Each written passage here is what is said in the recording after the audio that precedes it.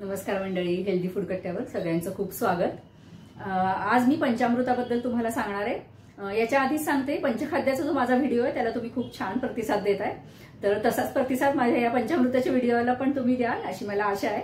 आणि पंचखाद्याच्या व्हिडिओला देणाऱ्या प्रतिसादाबद्दल तुमचे आधीच मी आभार मानते। पंचामृत हे इतकं आयुर्वेदिक असं इतकं गुणकारी असा पदार्थ आहे की ज्याच्यामुळे आपल्याला सगळे फायदे आपल्या शरीराला मिळतात। म्हणजे एकतर असा पदार्थ आहे की जो वात, पित्त आणि कफ या तिन्ही दोषांना संतुलित करण्याचं काम करतो। आता बघा, एरवी दही आणि दूध एकत्र करू नये असं आयुर्वेद आपल्याला सांगतं, पण याच्यामध्ये मात्र दही, दूध, तूप, मध आणि खडी साखर याचं जर योग्य प्रमाण घेतलं तर उलट या पंचामृताचे आपल्याला खूप चांगले फायदे मिळतात। कारण दही आणि दूध आहे हा प्रोटीनचा खूप चांगला स्रोत असतो। त्याच्यानंतर मधामुळे आपल्याला त्वचेला पण फायदा होतो, आपली प्रतिकारशक्ती पण सुधारते आणि शिवाय वेट लॉस साठी पण त्याचा उपयोग होतो।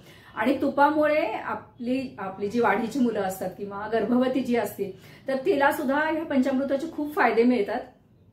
तर असं हे अतिशय गुणकारी जे पंचामृत आहे तर ते आपण सगळ्यांनी घ्यायला पाहिजे। आपण ज्यांना दूध आवडत नाही तर त्या मुलांना सुद्धा हे पंचामृत नियमित करून द्यायला पाहिजे, आठवड्यातून 2दा 3दा जसं जमेल तसं। त्याच्यानंतर हे पंचामृत करायचं चांदीच्या भांड्यात शक्यतो पंचामृत करायचं आणि त्या चांदीच्या भांड्यामध्ये पंचामृत करून 1 तास झाकून ठेवायचं। त्याच्यामुळे काय होतं, चांदीचे पण गुणधर्म त्या पंचामृतात उतरतात आणि मग त्याची पोषकता आणखी वाढते।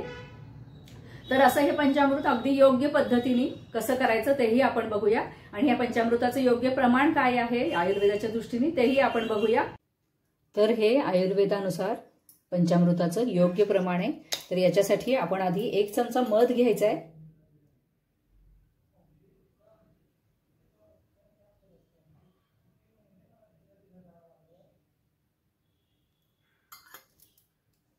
त्यानंतर ह्याच चमच्याने आपण 2 चमचे तूप घेऊया,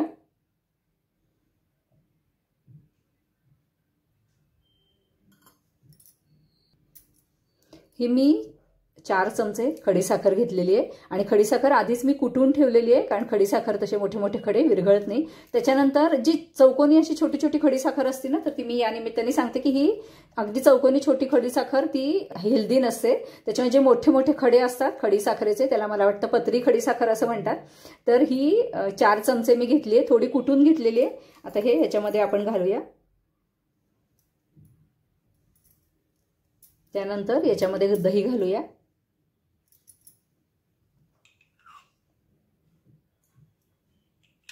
आठ चमचे मी दही घालतेय,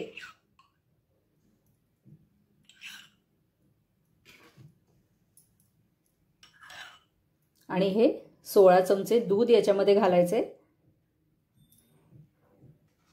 आणि हे विरघळून मी जसं आधी सांगितलं तसं असं हे याच्यामध्ये चांदीच्या भांड्यामध्ये हे पंचामृत करायचं आणि ह्याच्यावर झाकण ठेवून 1 तासभर चांदीच्या भांड्यामध्ये हे पंचामृत तसंच ठेवायचं।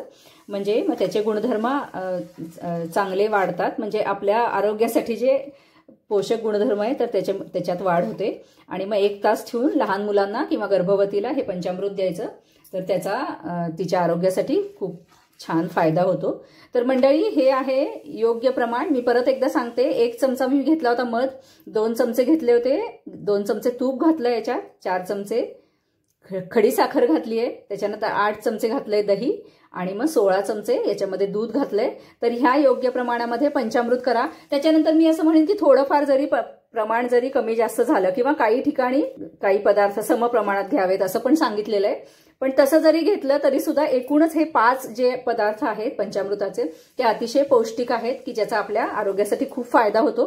तर हे 5 पदार्थ एकत्र करून आपण जेव्हा घेतो त्याचा नक्कीच आपल्या आरोग्याला फायदा होतो। तर मंडळी, ही अगदी घरात सहज असं उपलब्ध असणाऱ्या पदार्थापासून होणारा हा अतिशय पोषक पदार्थ आहे।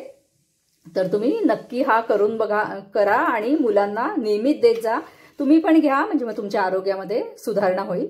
मंडळी, हा व्हिडिओ जर आवडला असेल तर लाईक, शेअर आणि कमेंट करायला विसरू नका। चॅनल सबस्क्राईब केलं नसेल तर सबस्क्राईब करा। धन्यवाद।